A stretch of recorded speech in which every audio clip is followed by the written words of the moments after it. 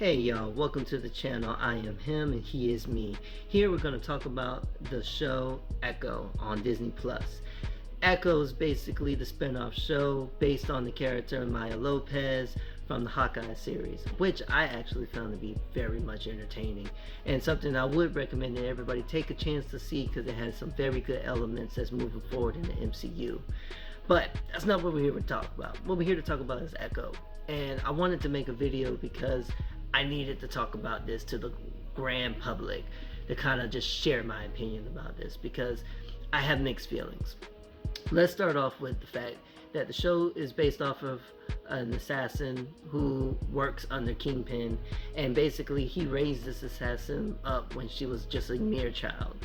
And from then, if you watch the Hawkeye series, you see where the route goes in their relationship, and this is the aftermath of all the events that happened in that show, leading off to her going back home, and we get basically a origin story slash background into her culture, her family, and exactly what makes Maya Maya. And let me just start off with, I guess, the basics when we talk about the character. So the character Maya, and I would say the rest of the acting that moved forward with the show, was definitely good. I love Maya, the actor who plays her. I won't try to butcher her name, so don't ask me to do so.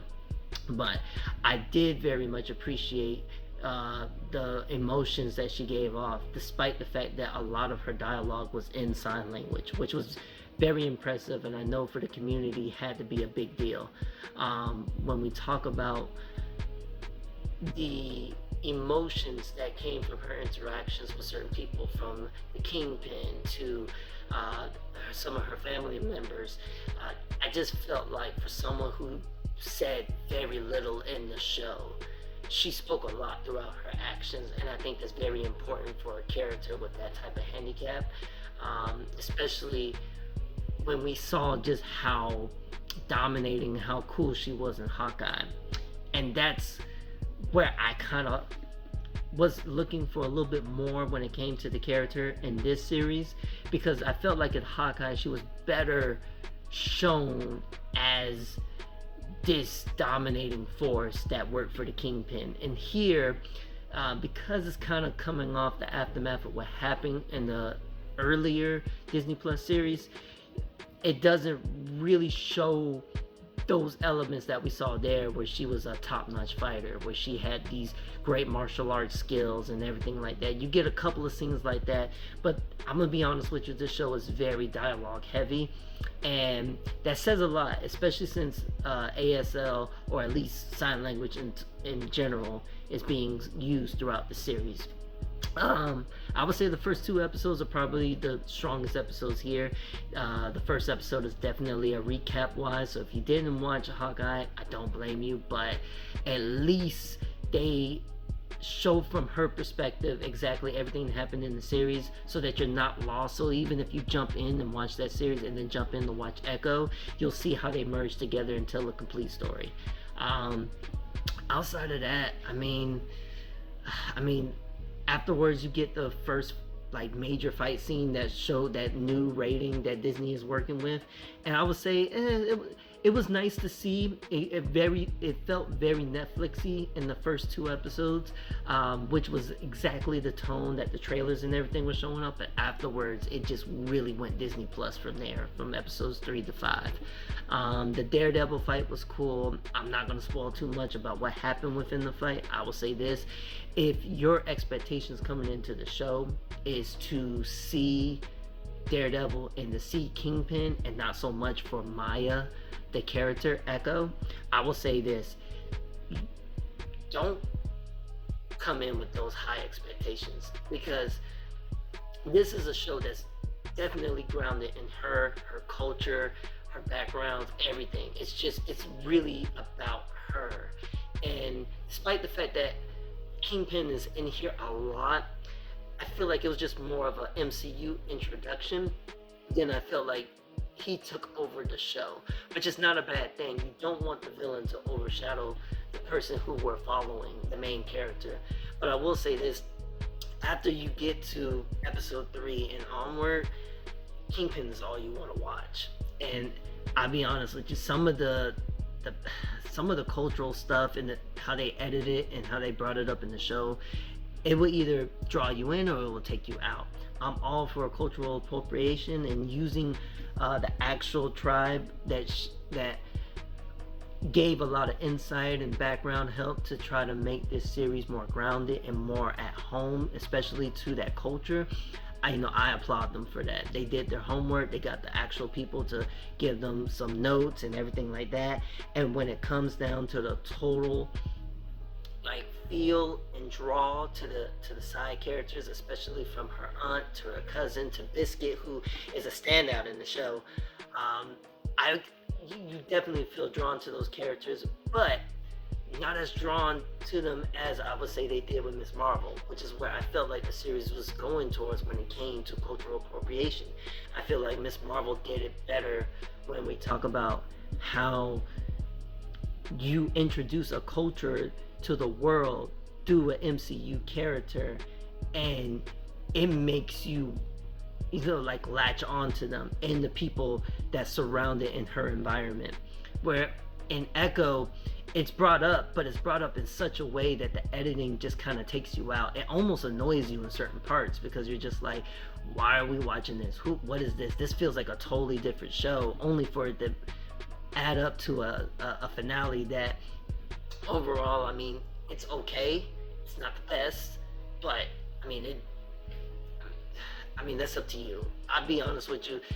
The build up for the ancestry type powers that they gave her and the mystical draw, it wasn't there for me. I like the fact that she was better off as a character that just had really good hand-to-hand martial arts skills, and definitely I feel like that should have been a focus on how she interacted with those who were her foes and enemies. But to try to lead up to this unknown power that was never shown in Hawkeye and now shown here, that she doesn't really have a full understanding of until at least episode 4, that led into episode 5, and then now to make her basically a Iron Fist like character just kind of takes it away from me. And I just wish they kind of kept her grounded and kept her basically like a female Daredevil almost, and she had that vibe in the Hawkeye series. And sorry that I keep bringing up Hawkeye, but I just feel like that's where they did Echo best. I feel like in Hawkeye we got Echo. I feel like in Echo we got Maya. And though when you look at it from a character perspective, it worked. As a story perspective, it was very boring. The pacing didn't work out in a lot of scenes. The editing really wasn't where I wish it would be at, because it felt like things were jumping around and the story just didn't really add up.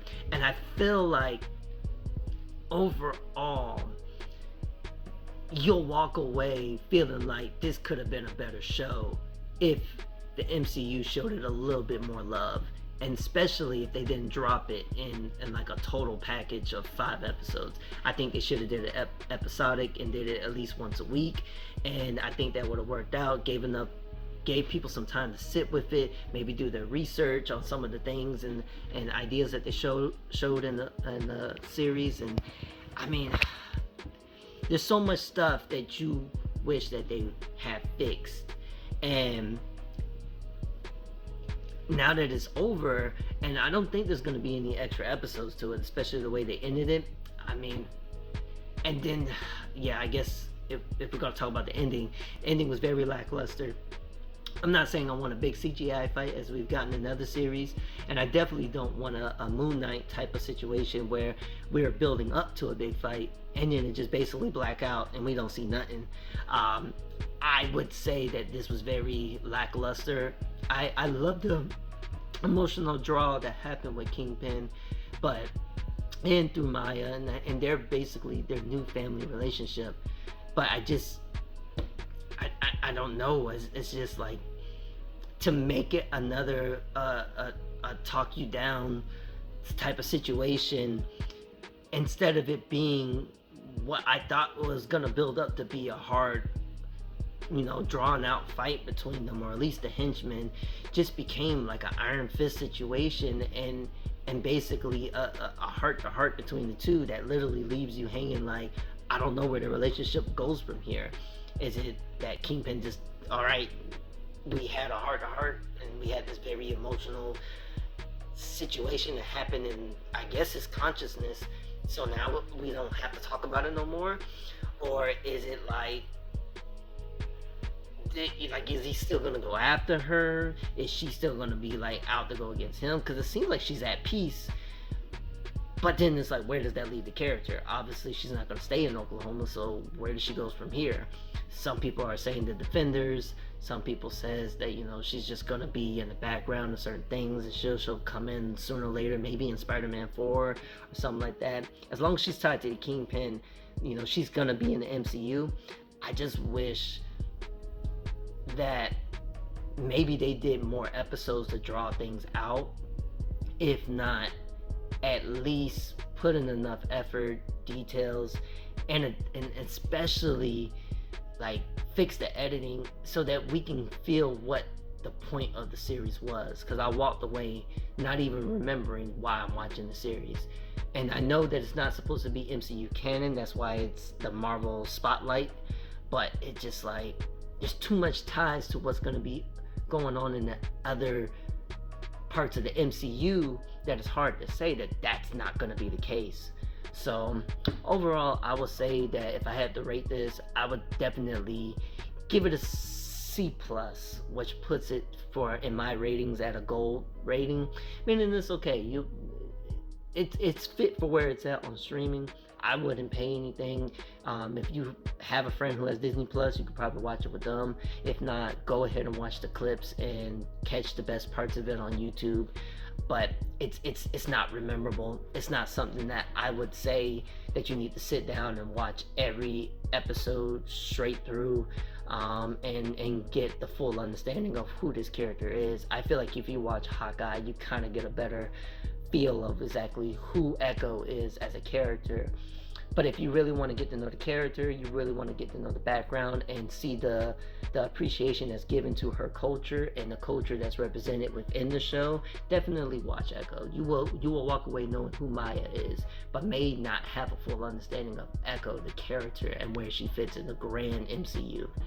Outside of that, that's just my review. I just wanted to share it with the public. I'm trying this thing out, so there will be more videos and more talks. I'm going to talk about things that interest me, the things that I watch. So please like, comment, subscribe, and if you like this video, please share it with other people, and hopefully tune in for the next couple of videos that will be showing up later on. Till then, I am him, and he is me, and you are you. And I hope you have a nice day. Bye.